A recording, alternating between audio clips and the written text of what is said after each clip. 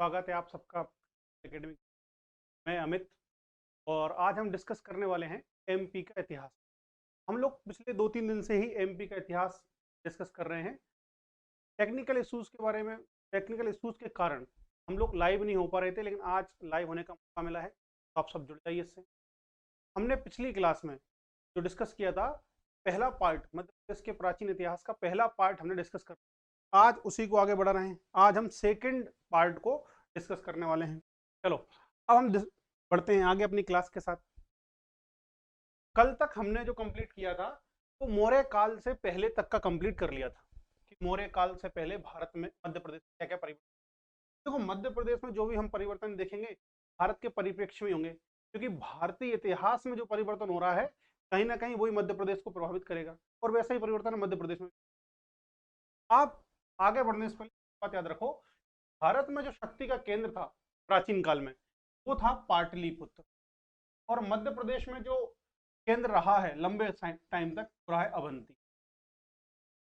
मध्य प्रदेश रहा है अवंती, भारत में रहा है पाटलिपुत्र।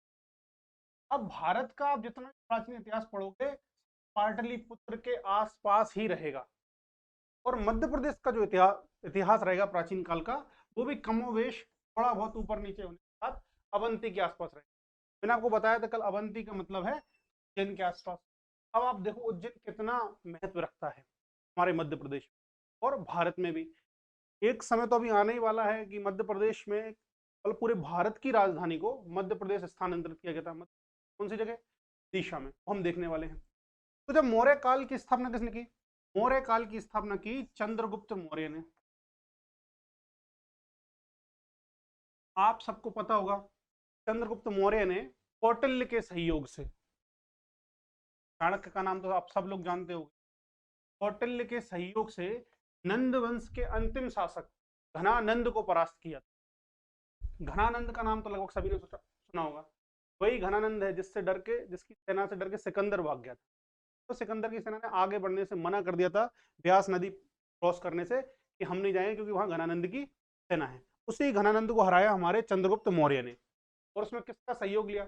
उसमें सहयोग लिया कौटिल्य का या चाणक्य का। विष्णुगुप्त नाम से भी जाना जाता है। जब चंद्रगुप्त गद्दी पर बैठा उसी टाइम पे उसने मालवा पर भी अपना शासन स्थापित कर लिया, मतलब युद्ध युद्ध करके मालवा तक वो पहुंच गया था। चंद्रगुप्त के बाद गद्दी पे बैठा बिंदुसार। याद कैसे रखेंगे? कंफ्यूजिंग है, एक बिंबिसार है और एक बिंदुसार है। तो चंद्र बिंदु, चंद्र और याद रखना चंदू का बेटा, आप याद रखना। तो जब बिंदुसार गद्दी पर बैठा चंद्रगुप्त मौर्य के बाद, तब अशोक को उसने अवंती का राज्यपाल बनाया। कहाँ का? वही अभी हम जो बात कर रहे थे, अवंती का राज्यपाल। अवंती मतलब उज्जैन। ये राज्यपाल का मतलब वही है जो वर्तमान में एक मुख्यमंत्री का रहता है। मध्यकाल जब हम पढ़ेंगे तो वहां सूबेदार हो जाएगा, क्योंकि वह सूबा कहलाने लगेगा। अब ये गवर्नर था, राज्यपाल अशोक। जब बिंदुसार की मृत्यु हुई तो उसका बेटा अशोक बैठा गद्दी। अशोक की शादी हुई थी विदिशा की एक वैश्य की बेटी, वैश्य मतलब एक वणिक या व्यापारी की बेटी, उसका नाम था महादेवी। कुछ लोग श्री देवी बोलते हैं, वो भी दिक्कत नहीं उसका। तो अशोक की शादी हुई थी विदिशा की महादेवी से। तो अशोक का तो और गहरा कनेक्शन हो गया, ससुराल हो गई। आप जानते हो कि ससुराल वालों के आगे मुश्किल है किसी की चलना। तो भी अब घरवाली के सामने तो अशोक की क्या चलेगी। तो घरवाली ने कहा एक काम करो, मुझे गिफ्ट दो। अशोक की घरवाली महादेवी ने बोला क्या गिफ्ट चाहिए? बोले तुम 2 स्तूप बनवा दो। तो अशोक ने 2 स्तूप बनवाए। पहला बनवाया उज्जैन में, इसको जानते हैं वैश्य टोकरी के नाम से, और दूसरा बनवाया रायसेन, जो भारत का सबसे बड़ा स्तूप है। स्तूप का नाम है सांची का। सांची स्तूप इतना फेमस है कि उसको विश्व विरासत स्थल में शामिल किया गया है। अभी हम उसी के बारे में बात करने वाले हैं। तो आप शासकों के बारे में समझ, सबसे पहले चंद्रगुप्त मौर्य बैठा, चंद्रगुप्त मौर्य के बाद बिंदुसार बैठा, बिंदुसार के बाद अशोक बैठा। अशोक लंबे समय तक मध्य प्रदेश में रहा, अवंती का राज्यपाल रहा। तो मध्य प्रदेश की अवस्थिति को भी, मध्य प्रदेश के क्षेत्र को, वहां की राजनीति को अच्छे से समझता था, इसलिए उसने एक अच्छा शासन स्थापित किया। अब आप लोग एक बात ये भी जानते होंगे, अशोक था, उसने 261 BC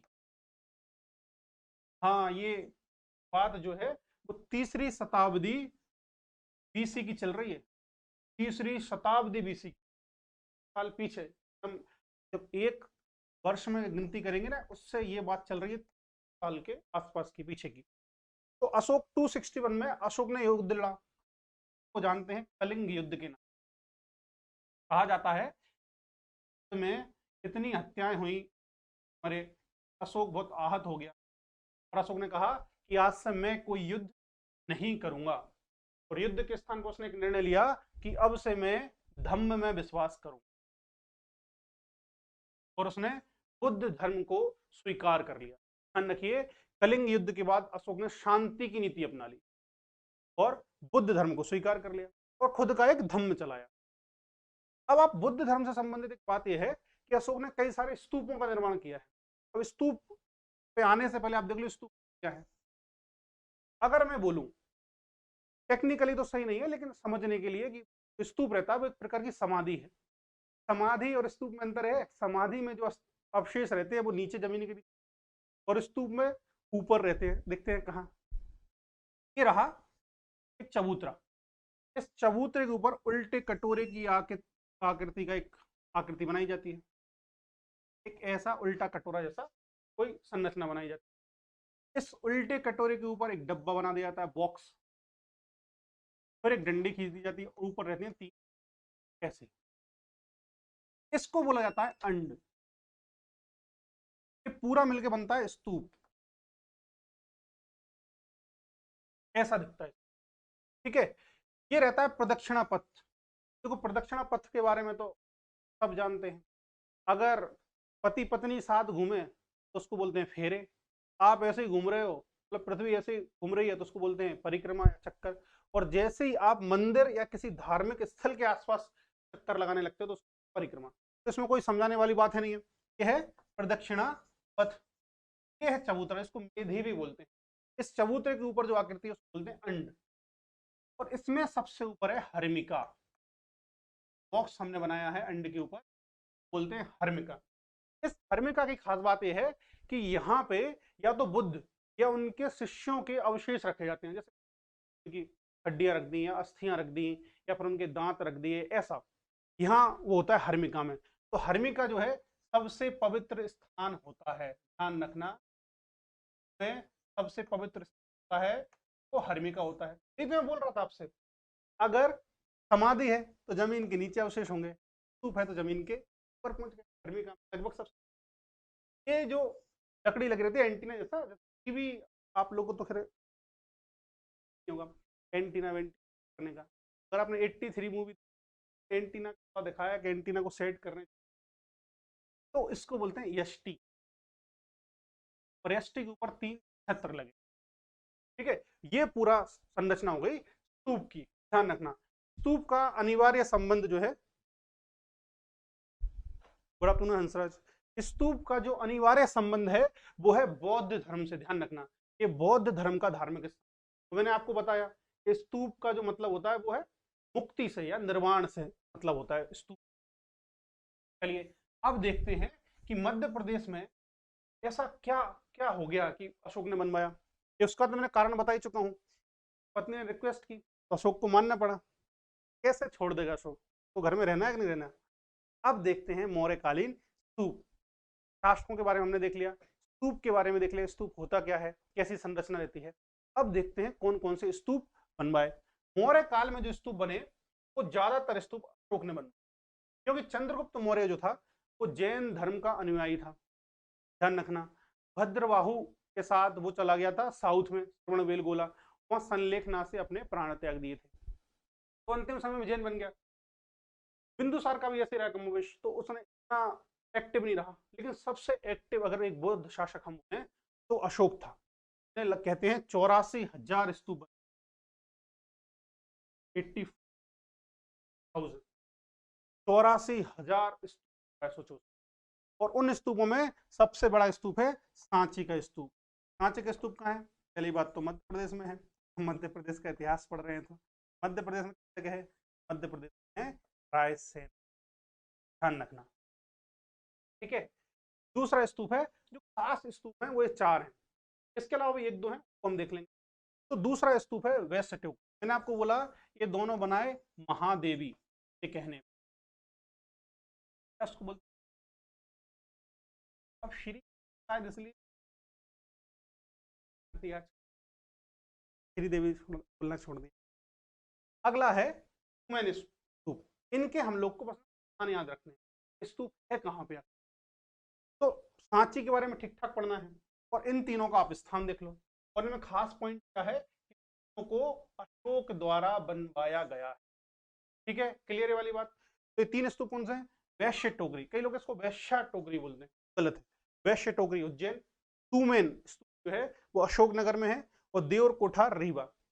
कई लोग सोच रहे होंगे कि हम तो अशोकनगर में रह रहे हैं, रीवा में रहे, हमने सुने नहीं है। आप लोग नई जनरेशन वाले लोग हो, आप भविष्य के बारे में सोचते हो, क्या भूतकाल के बारे में थोड़ी पढ़ोगे, ऐसा ही है। अब बात कर लेते हैं सांची के स्तूप के बारे में। इसकी सबसे पहली खास बात मैं बता चुका हूं कि भारत का सबसे बड़ा स्तूप, सांची का स्तूप भारत का सबसे बड़ा स्तूप है।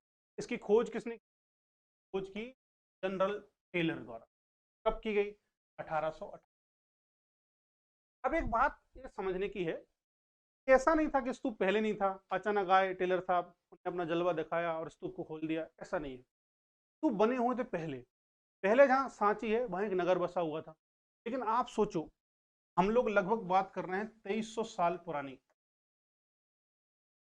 अब 2300 वर्षों तक तो पहली बात स्तूप बना रहा, और फिर क्या हुआ होगा कि कई लंबे समय तक दूसरे शासक आए होंगे, उन्होंने इनके नगर उजाड़े होंगे, फिर दोबारा बसे होंगे, उजाड़े होंगे, तो ऐसा क्या होगा, उस नगर का अस्तित्व हो गया था समाप्त, और इसके ऊपर बन गया था जंगल। अब इनको रहती थी अंग्रेजों को, मतलब खूब मजे आते थे जंगल वंगल में। तो पहुंचेगा टेलर भाई साहब, जंगल में मंगल कर दिया, सांची स्तूप की खोज। और सांची का एक पॉइंट है, सांची को काकनाद बोध या काकनायन नाम से भी। तो टेलर भाई साहब ने 2300 वर्ष पुराने स्तूप की खोज की। और कॉल भाई साहब जो थे, मेजर कॉल, अभी हम देखेंगे तोरण क्या होता है। हेलो सौरभ, अभी हम देखेंगे तोरण क्या होता है। तो इन्होंने तोरण बनवाया। अभी मैं बताया ही था, जैसे ये मेधी पर हर्मिका आ जाएगी, यहाँ लग जाएंगे, ये प्रदक्षिणा पथ की दीवार है, और ये है दरवाजा, यहाँ से आप एंटर। अभी हम जस्ट सांची की देखने ही वाले हैं फोटो एक बार, तो आपको समझ में आएगा। तो इसको बोलते हैं तोरण। तोरण का मतलब होता है प्रवेश द्वार, जिससे आप प्रवेश करते हो। तो मंदिर में प्रवेश द्वार रहता है ना, ऐसे इसका प्रवेश द्वार रहता है तोरण। ठीक है, तो उन्होंने केवल क्या किया, उनको मिल गया स्तूप। ऐसा नहीं जैसे किसी ने नई खोज कर दी हो, कुछ नई खोज नहीं की, बना हुआ था, बस उन्होंने ढूंढ लिया है। किसने? टेलर ने। याद रखना, अवस्थिति में आपको बता चुका हूं, रायसेन में है। मैंने आपको बताया था कि जो हर्मिका रहती है, हर्मिका कहां पर रहती है? ऊपर की ओर। इस हर्मिका में अस्थियां रखी रहती हैं, अवशेष रखे रहते हैं। और हमारा जो सांची का स्तूप है, उसमें दो शिष्यों के अवशेष रखे हुए हैं बुद्ध के। कौन कौन से शिष्य हैं? एक है मोद गलायन जी, सारीपुत्र, ये बुद्ध के शिष्य थे, और इनके अवशेष इस हर्मिका में रखे हुए। तो ये बात कहां से पता चली?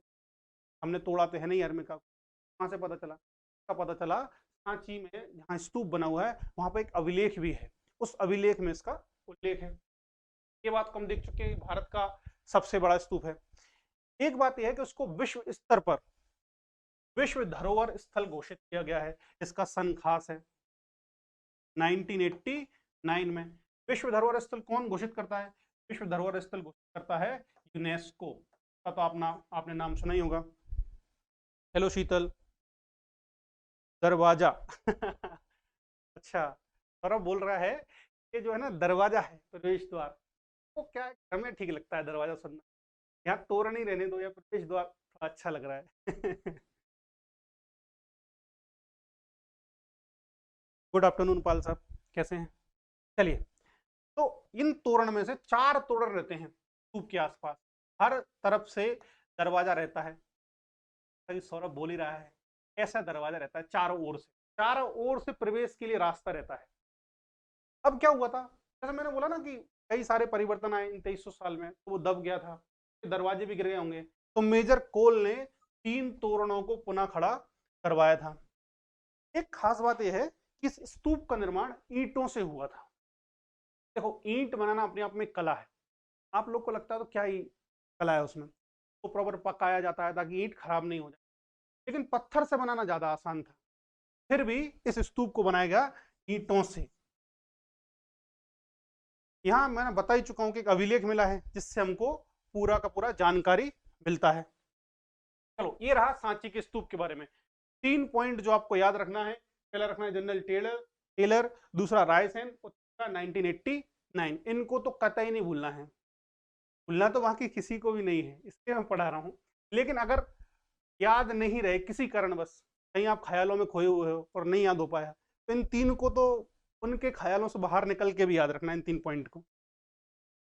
चलिए अब देखते हैं अगला बात मैं कर रहा था, ये रहा स्तूप। सुंदर है। जब भी आपको मौका टूट जाना चाहिए ऐतिहासिक जगहों पर।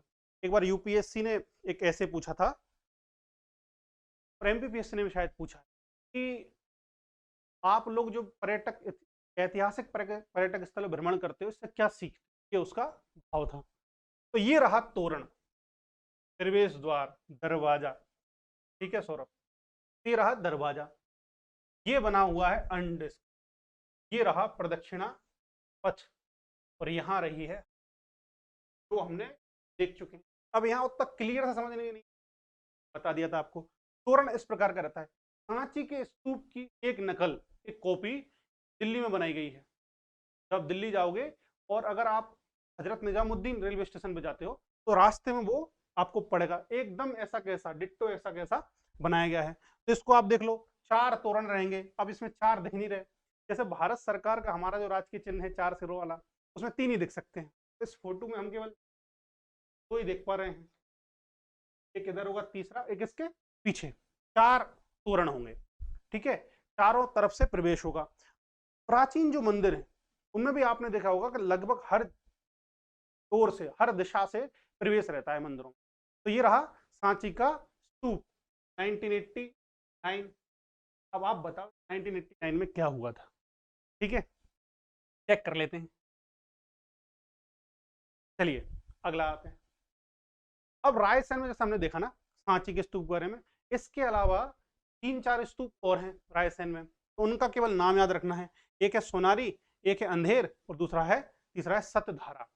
इन 3 के नाम नहीं भूलना। क्या होता है कई बार कि हम लोग मेन जो स्तूप है उसके बारे में तो अच्छा सा पढ़ लेते हैं, लेकिन भूल जाते हैं बाकियों के बारे में। तो बाकी भी याद रखना है कंपलसरी, इन तीनों का नाम याद रखना, सतधारा, सोनारी और अंधेर।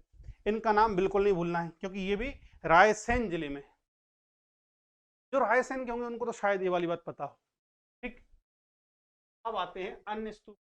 अन्य स्तूप बनाया था अशोक ने। मैंने बोला ना ज्यादातर जो स्तूप हैं तो सबके सब अशोक ही बना गया। उसने कहा बाकी को आप लोगों को परेशान नहीं करना, एससी पूछे काल में तो अशोक को अगर तुक्का भी लगाओगे तब भी सही निकलेगा। 84,000 बनाए हैं, 84,000 याद तो करना नहीं हमको, फिर भी क्या याद कर पाएंगे। एक अलग स्तूप है भरहूत में। भरहूत कहाँ पे है? सतना में है। यहाँ पे भी तोरण द्वार और रेलिंग बना है। एक सांची के स्तूप के बारे में जो बात ये वो ये है, सांची के स्तूप का हमने जो देखा था ना, बाहर के जो दीवार बनी हुई थी, रेलिंग जिसको, वो अभी जो बनी है वो पत्थर की बनी हुई है वर्तमान में। ये जो पत्थर की बनी हुई है फिलहाल में, लेकिन जब अशोक ने इसका निर्माण कराया था तो ये लकड़ी की बनी हुई थी, कास्ट। तो उस समय लकड़ी की बनी हुई थी। किसने बनवाया इसको? पत्थर का। शुंग शासकों ने इसको पत्थर का बनवाया, ध्यान रखना, रेलिंग को शुंग शासकों द्वारा पत्थर का बनवाया गया है। सॉरी, अगला है भरूच का स्तूप। भरूच का स्तूप, भरूच के स्तूप में कहां पे है? पहले बात तो सतना। सबसे खास पॉइंट अगर जगह को याद रखना है आपको, कहां पे? सतना में है। इसके तोरण द्वार और जो रेलिंग बनवाए वो भी शुंग शासकों, ध्यान रखना। अभी हम इसके बाद मौर्य काल के बाद शुंग वंश ही पढ़ने वाले हैं। इसकी खोज किसने की? इसकी खोज की कनिंगम ने। एक्चुअली कनिंगम के कारण ही ज्यादा फेमस हो गया है, वो हम देखेंगे आगे। कनिंघम जो शुरुआत में भारत के पुरातात्विक स्थलों की खोज की थी, उनमें सबसे पहला जो नाम है वो है कनिंघम का। याद रखना, कनिंघम ने इतना प्रयास किया है भारतीय पुरातत्व विभाग के लिए, इन्हीं के नेतृत्व में पुरातत्व विभाग की स्थापना हुई थी, तो इसको भी याद रखना है। अब आते हैं अगला स्तूप, पन गुड़ारिया स्तूप। इसमें अशोक का जो नाम है वो है पियदस्सी नाम है उसका, पियदस्सी का नाम है। इस स्तूप पे एक अभिलेख है एक्चुअली, उस अभिलेख में इसका नाम पियदस्सी है। ठीक है, ये हो गए हमने 5-6 स्तूप जो अशोक के थे, उनको पढ़ लिया है। अब बात करते हैं अगला कि मौर्यकालीन अभिलेख कौन कौन से। जैसे स्तूप में से ज्यादातर स्तूप अशोक के द्वारा बनाए गए हैं, वैसे ही ज्यादातर अभिलेख भी अशोक के द्वारा ही लिखित करवाए हैं। तो आप पूछोगे अभिलेख होता क्या है? आपने कई जगह देखा होगा ऐसा पत्थर लगा रहता है जब भी आप गए होगे, और उस पर भारत सरकार कुछ लिख देती है, ऊपर हेडिंग डली रहती है कि भाई, फिर ऐसे ऐसे कुछ रहता है, अशोक द्वारा बनवाया गया है, इतने साल पुराना। ये अभी हम करते हैं उस पर मेटल पे ऐसा लगा के कर देती है हमारी सरकार, तो पहले भी ऐसा ही था। अशोक क्या करता था, एक पत्थर लगाता था और उस पर सब कुछ लगाता था। जो अभी का है हो सकता है वो मिट जाए, लेकिन अशोक का नहीं मिटा है। क्यों? ताकि थोड़ी समझते, कोई उनसे खुदवाया गया है। जब आप प्राचीन किसी मंदिर में या किसी प्राचीन स्थल पर जाते हो तो वहां पे लिखा रहता है काफी कुछ सारा, पत्थर के ऊपर ही लिखे रहता है। कहते हैं ना पत्थर की लकीर है मेरी बात, ऐसे ही अशोक हैं और बाकी लोग हैं वो पत्थर की भाषा में बात कह गए हैं, मिटनी ही नहीं है। तो ये वाली बात है। अशोक के अभिलेखों को जब पढ़ा गया तो मौर्य काल की काफी सारी जानकारी हमको प्राप्त हुई।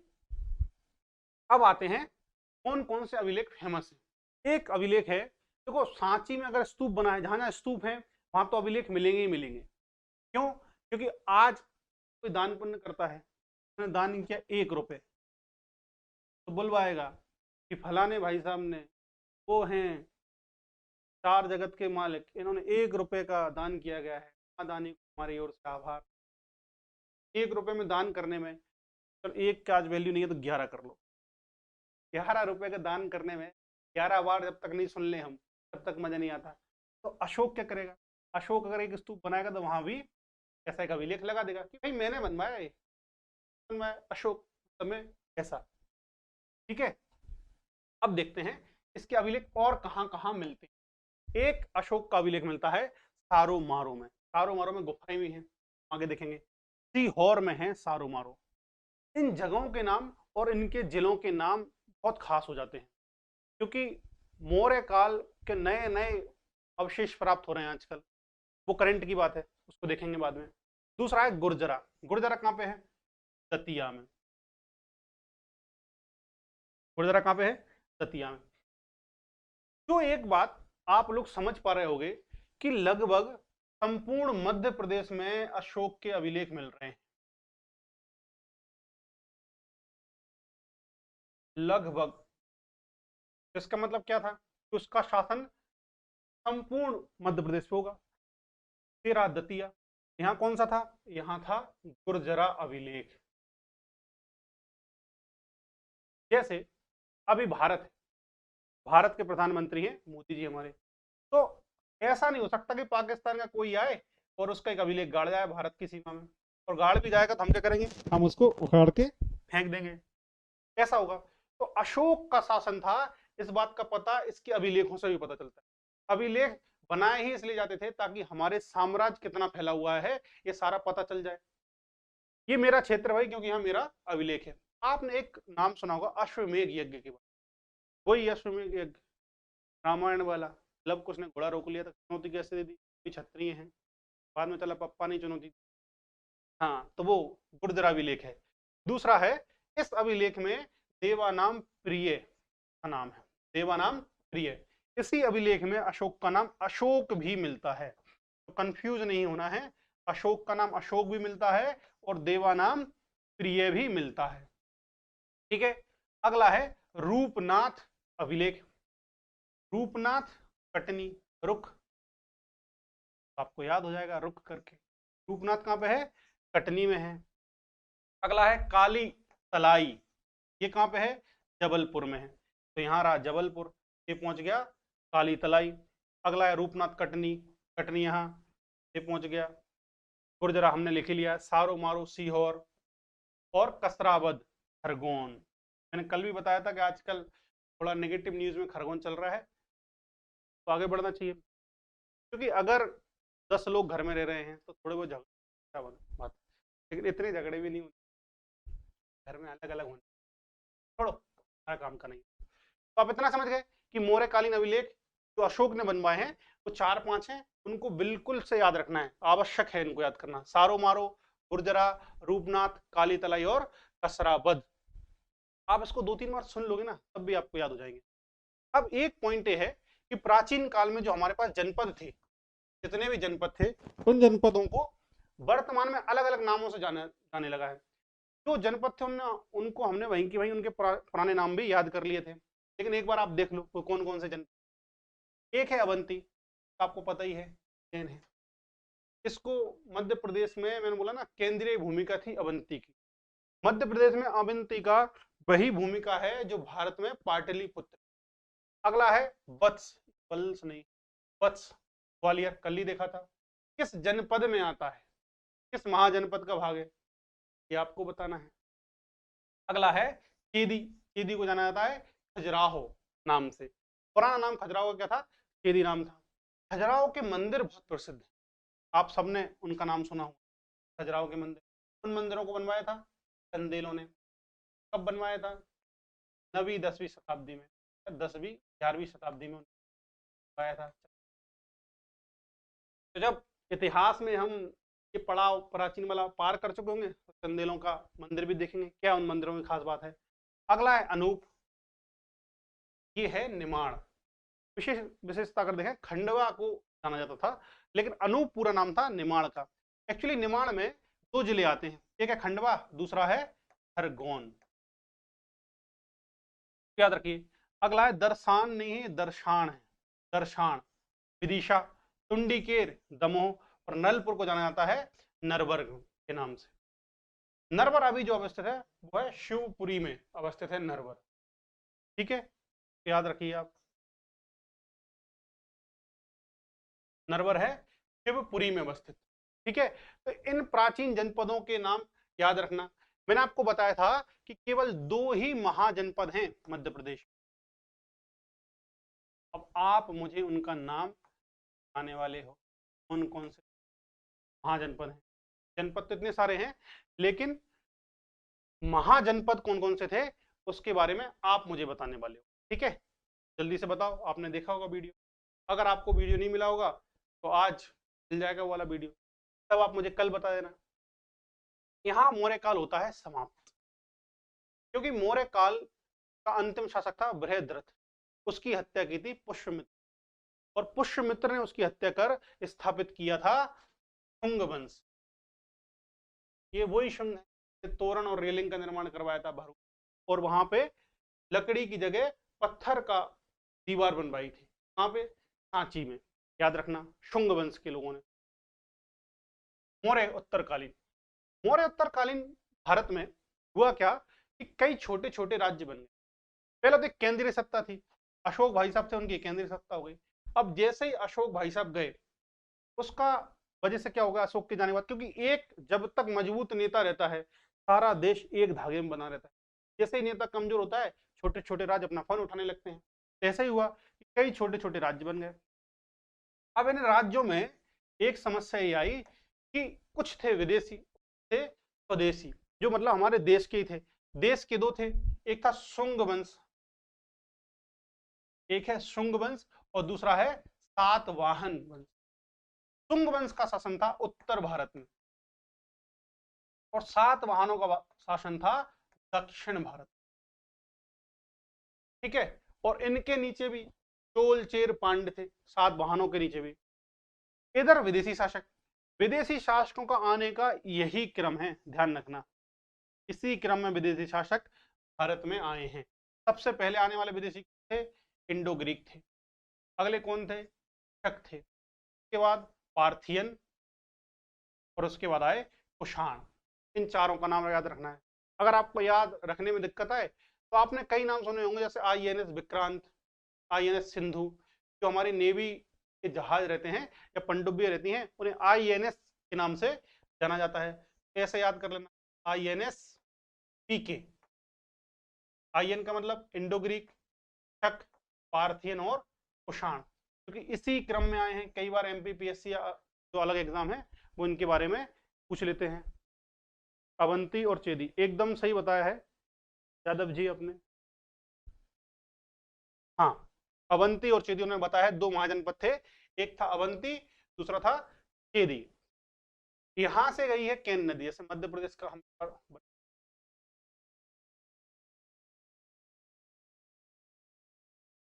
यहां से गई है केन नदी, ठीक है। इस केन नदी के इधर था चेदी, इधर था अवंती, ठीक है, याद रखना। और फिर यहां से निकली नर्मदा, इसको बोलते हैं उत्तरी अवंती और इसको बोलते हैं दक्षिणी अवंती। क्योंकि पहले जो शासन का विभाजन होता था वो नदियों के आधार पर होता था कि भाई ये नदियां, इसके पश्चिम में तेरा और पूर्व में मेरा। अब मुझे एक बात बताओ कि जो इंडो ग्रीक शासक आए होंगे वो किस दिशा से आए होंगे, थोड़ा सा भी आप सोचोगे तो आपको पता चल जाएगा क्या आए थे। ये रहा हमारा भारत, महान प्यारा सा भारत। देखो यहां तो है हिमालय, इस हिमालय को पार करना में तो परेशानी है, बहुत ज्यादा दिक्कत आ जाती है। उस टाइम घोड़े चढ़ने से मना कर देते कि हमको नहीं जाना, चल वापस। तो इधर से अटैक की हो गई संभावना कम। आप लोगों ने पढ़ा होगा ना कि हिमालय भारत को प्राकृतिक सुरक्षा प्रदान करता है, इतना ऊंचाई है 9 किलोमीटर की लगभग, जैसे आप माउंट एवरेस्ट है 8.5 किलोमीटर के आसपास है। अब घोड़े बेचारे पागल हो जाएंगे चढ़ चढ़ के, तो इधर से संभावना कम। दूसरी प्राकृतिक सुरक्षा मिल गई यहां से, चारों तरफ ये तीनों तरफ समुद्र है, तो यहां से भी काम खत्म। और यहां से जो ये वाला क्षेत्र है म्यांमार वाला, अब यहां से आएगा कौन, आगे जाके यहां भी समुद्र आ गया है। एकमात्र संभावना बचती थी कि पश्चिम वाला मैदानी क्षेत्र यहाँ है, अभी वर्तमान कश्मीर है, पंजाब है, राजस्थान, और तो यहीं से भारत में सारे अटैक हुए हैं। अगर केंद्रीय सत्ता होती, जैसे मानो पाटलिपुत्र सत्ता पे होता, केवल पाटलिपुत्र में ही सारी सत्ता होती, जैसे वर्तमान में हमारे यहाँ सत्ता है, तो शायद यहाँ का बंदोबस्त करता। अभी भी इसी ओर, अभी भी तो यही पश्चिम से दिक्कत है, हमको और कहीं से दिक्कत है ही नहीं है। थोड़ी बहुत चेतावनी नेपाल प्रस्तुत कर रहा है, लेकिन कितनी कर लेगा, संप्रभु देश है इसलिए हम भी उसका सम्मान करते हैं। लेकिन अभी सबसे बड़ा संकट अभी भी इधर से ही, पहले भी पश्चिम से था और अभी भी पश्चिम से है। तो ये सारे आए थे पश्चिम से ही आए थे, ध्यान रखने वाली बात। सबसे पहले थे इंडो ग्रीक, इनमें थोड़ा थोड़ा है, इनसे पहले हम पहले स्वदेशी हमारे जो वंश हैं उनको देख लेते हैं। तो बस आप इतने सा एक पॉइंट याद रखना कि जो विदेशी वंश आए वो सब आए थे INS PK के क्रम में, और इनका शुरुआत हुई थी पश्चिमी भारत से। तो पहले सत्ता कहाँ स्थापित होगी, सबसे पहले सत्ता स्थापित होगी भारत के पश्चिम में, पंजाब में, क्योंकि पंजाब सबसे बढ़िया उपजाऊ जगह थी और सबसे समृद्ध क्षेत्र था, क्योंकि वहां पे किसी भी शासक ने ध्यान नहीं दिया था। इवन जो हमारा अशोक था ना, अशोक तो हथियार रख के बैठ गया था, मेरे को नहीं मतलब भाई शांति चाहिए, आराम से शांति पे बैठूंगा, ये युद्ध विद्ध नहीं करना है। जब युद्ध विद्ध नहीं करना है तो उधर की सुरक्षा कौन करेगा। तो सीमांत क्षेत्र थे हमारे, वो कमजोर होते चले, और जैसे ही कमजोर होते होते चले गए तो विदेशियों की नजर थी कि हम सोने की चिड़िया थे और उनको सोने की चिड़िया चाहिए थी, लेकिन क्या करें उस टाइम नहीं हो पाए। तो लेकिन देश में भी, हमारे देश में भी कई सत्ता उभर रही थी, जैसे पाटलिपुत्र में उभरा सुंग वंश, इसका संस्थापक था पुष्यमित्र सुंग। इसने अंतिम मौर्य शासक बृहद्रथ की, एक्चुअली उसका सेनापति था पुष्यमित्र शुंग, किसका, बृहद्रथ का। बृहद्रथ की हत्या कर दी, और इसका एक पुत्र था पूरा बेटा, उसका नाम था अग्निमित्र। नाम ही खतरनाक है, बस आप डर जाओगे। अग्निमित्र, जैसे जब बिंदुसार था तो उसका बेटा अवंती का राज्यपाल, लेकिन अब अवंती की शक्ति होने लगी क्षीण, क्यों, क्योंकि मौर्य काल समापन की ओर था, समाप्त हो ही चुका है। जैसे ही कोई एक क्षेत्र समाप्त होता है तो दूसरा क्षेत्र अपने आप उभरता है। तो इसको बनाया था उसने विदिशा का, अग्निमित्र को बनाया था विदिशा का राज्यपाल बनाया था। इसी पुष्यमित्र सुंग के दरबार में रहते थे भारत के महान कवि, जिन्हें शेक्सपियर ऑफ इंडिया कहा जाता है, उसका नाम था कालिदास। कालिदास ने एक किताब लिखी है, उस किताब का नाम है मालविका अग्निमित्र। एक्चुअली ये एक है नाटक। कालिदास ने 7 ग्रंथों की रचना की है, 2 हैं महाकाव्य, 2 खंड काव्य और 3 नाटक है। इनको हम पढ़ेंगे चंद्रगुप्त द्वितीय के टाइम पे, चंद्रगुप्त विक्रमादित्य के समय, क्योंकि ये कालिदास जो थे चंद्रगुप्त विक्रमादित्य के नवरत्नों में शामिल, याद रखना। तो मालविका अग्निमित्र नामक नाटक की रचना की। इसको एक बात तो आपको ये पता चल जाएगी, अग्निमित्र नहीं था, यही वाला अग्निमित्र, और मालविका एक दासी थी। तो इनकी प्रेम कथाओं का वर्णन है, प्रेम भी होता था, ये लैला मजनू, हाँ प्रेम भी चल रहा था। इसने वर्णन किया था, कालिदास ने वर्णन किया। पुष्यमित्र जो था वो अपनी राजधानी को ले आया था भेलसा, और भेलसा का मतलब क्या था, विदिशा। भेलसा कोई बेस नगर नाम से भी जाना जाता है। आपने सुना होगा तू बड़ा भेलसा का तोप है, क्या कर लेगा, करके देख। तो डरना नहीं है, भेलसा मतलब अपने ही विधि से ही है। नहीं आप लोग समझो पता नहीं क्या भेलसा भेलसा आ गया है और डर जाओ तोप का नाम सुन के। इस वंश का, शुंग वंश का एक और शासक हुआ है, उस शासक का नाम है भागभद्र। इसका नाम कतई नहीं भूलना, भागभद्र भाई। क्यों? क्योंकि इसके समय इंडो ग्रीक शासक एंटीक्लाइडस का एक दूत था। देखो जब इंडो ग्रीक ने शुरुआत में हमला किया, विजय विश्वकर्मा, हेलो, इस समय इंडो ग्रीक शासक, इंडो ग्रीक ठंडे पड़ गए थे। क्यों ठंडे पड़ गए थे? क्योंकि उन्होंने खूब पिटाई विटाई खा ली थी। पहला जो इंडो ग्रीक आक्रमण हुआ था वो हुआ था पुष्यमित्र शुंग के समय। भारत पे आक्रमण की बात कर रहा हूँ, तो उधर पश्चिम में होंगे सारे आक्रमण। तो भारत पे पहला आक्रमण हुआ पुष्यमित्र शुंग के समय। ठीक ठाक ने रिटेलिएट किया, रिटेलिएट मतलब दम दिखाई अपनी। तो उनको समझ में आ गया इंडो ग्रीकों को भारत पे लड़ना तो बहुत मुश्किल। उन्होंने कहा ठीक है नहीं लड़ते, तो उन्होंने अपना दूत भेजा एंटीक्लाइडियस ने। उस दूत का नाम था हेलियोडोरस। अब आप समझो कि, हाँ विजय हेलो, कैसे हो? अब इस हेलियोडोरस को, अब इंडो ग्रीक को सोचो, आए थे यूनान से, और धर्म कौन सा इनका था, वैष्णव धर्म। कैसे पता चलता है? क्योंकि इसने भेलसा, भेलसा भी देखा, इसने विदिशा में एक स्तंभ बनवाया था, उस स्तंभ का नाम था गरुण। गरुण विष्णु भगवान का ही संबंधित है, गरुण का आप सबको पता होगा, ठीक है। तो गरुण स्तंभ बनवाया था, वो किस धर्म से संबंधित था, वैष्णव धर्म। ये बात सारी की सारी आईएमपी है। पहला पॉइंट, भागभद्र के समय आया, कौन आया, हिलियोडोरस आया। क्या किया, एक स्तंभ बनवाया। तीसरा पॉइंट, कहां बनवाया, विदिशा में बनवाया। पांचवा पॉइंट, किस धर्म से संबंधित था, वैष्णव धर्म। ये पॉइंट अगर आपको याद हो जाए एंटीक्लाइडियस का नाम तो बढ़िया है, नहीं हो रहा तब भी ऐसा टेंशन नहीं लेना है कि ध्यान दे दी एंटीक्लाइडियस, नहीं देना है जान, बचानी है हेलियोडोरस के लिए। हेलियोडोरस का नाम हम लोग याद रखेंगे क्योंकि उसने गरुड़ स्तंभ, वैष्णव धर्म का वो अनुयायी वो था।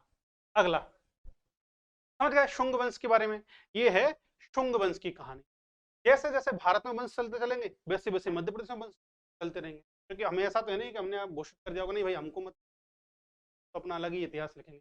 नहीं लिखना है, वही इतिहास लिखना है जो मध्य प्रदेश का है। ये रहा वो गरुड़ स्तंभ। अभी तक आप सोच रहे हो वो महान चीज क्या, तूफान, गरुड़ स्तंभ। तूफान इसलिए है, अब आप सोचो कि इस स्तंभ को कितने साल पुराना है, 2000 साल पुराना स्तंभ है और अभी भी खड़ा हुआ है। ये है उस टाइम की टेक्नोलॉजी। अभी हमारे मकान धड़ धड़ धड़ धड़ गिर जाते, लेकिन एक स्तंभ खुले में खड़ा हुआ है बिना किसी सपोर्ट के, और वो स्थायित्व है उसमें, उस गरुड़ स्तंभ। ऐसे ही अशोक ने कई स्तंभ बनवाए हैं। एक स्तंभ का आपने नाम सुना होगा, वो है सारनाथ स्तंभ। सारनाथ वही जगह है जहां बुद्ध ने अपना पहला उपदेश दिया था और अशोक ने एक स्तंभ बनवाया था। ऐसा ही स्तंभ है, अशोक का भी ऐसा ही स्तंभ था, बस वहां 4 शेर थे। शेर कैसे बना, ये समझ लो, ये है शेर। ये इस तरफ देख रहा है, ये इस तरफ देख रहा है, इस तरफ, ये पीछे भी है, वो उस तरफ देख रहा है। तो आप मान के चलना कि यही है शेर। ऐसा स्तंभ अशोक ने बनवाए थे, ए वाले। ठीक है, क्लियर है। तो ये है गरुड़ स्तंभ। इस स्तंभ का संबंध है वैष्णव धर्म से, ठीक है ना, इसमें कोई डाउट नहीं। अब बात करते हैं 7 वाहनों की। देखो मध्य प्रदेश में शुंग वंश का इतना ही था जो उनने काम किए, हमने उनके काम देख लिए। बाकी आप लोग सोच रहे हो और ज्यादा डिटेल में पढ़ा, और ज्यादा, एमबीबीएस पूछता ही नहीं है। जिस दिन वो पूछने लगेगा बहुत ज्यादा डिटेल में, हम तबाही मचा देंगे। शुंग वंश को ही 10 दिनों में कंप्लीट करेंगे, लेकिन हमको नहीं पढ़ना है। इतना काम का है, केवल उतना हम पढ़ते चलना है और आगे बढ़ना है। अब देखो, मैंने आपको बोला साउथ में था 7 वाहन वंश। तो एक बात क्लियर है, अगर 7 वाहन वंश साउथ में था तो इनका प्रभाव ज्यादा कहाँ रहा होगा, मध्य प्रदेश के साउथ वाले जिले में। साउथ वाले जिले कौन से, जो महाराष्ट्र की सीमा से। लेकिन गेम तो ये है ना कि इनका प्रभाव उत्तर में भी रहा है। कभी आए होंगे टहलने, सिक्के विक्के करके होंगे तो मिले हैं, कहाँ से मिले हैं देखते हैं। तो 7 वाहन वंश साउथ में था। इनकी राजधानी थी प्रतिष्ठान या पैठन, इनकी राजधानी का क्षेत्र। अगर एकदम क्लियर बताऊं आपको, तो वर्तमान में जो तेलंगाना आंध्र प्रदेश का क्षेत्र है वो 7 वाहनों का क्षेत्र, हाँ ही 7 वाहनों का कब्जा था या उनका अधिकार क्षेत्र था। इनकी जानकारी कहां से मिलती है, सांची से। सांची से अभिलेख मिल, देख लेगा पर सांची, सांची को दिन में बसाने नहीं है भाई, सांची तो याद करना है। क्यों इन्होंने बनाया 7 वाहनों ने सांची, उसका एक बड़ा कारण है कि वहां ऑलरेडी अभिलेख थे, तो हम अपना भी बना ले जाते हैं। ये रहा अशोक का, ले भाई ये रहा अशोक के पास में, करो कौन क्या करेगा। तो जैसे ही अभिलेख, मैंने बोला ना, जैसे ही अभिलेख मिलेगा तो हमको पता चल जाएगा कि इसका शासन यहाँ तक था, क्योंकि कोई दूसरे राजा के शासन में कैसा अभिलेख गड़ाएगा, और अभिलेख गड़ेगा तो उखाड़ के फेंक देगा, ये हालत है। तो इस वंश का एक शासक हुआ है शातकर्णी, ध्यान रखना है इसका नाम, शातकर्णी। इसने मालवा पर विजय प्राप्त की और निमाड़ पर विजय प्राप्त की। तो मैंने आप बताया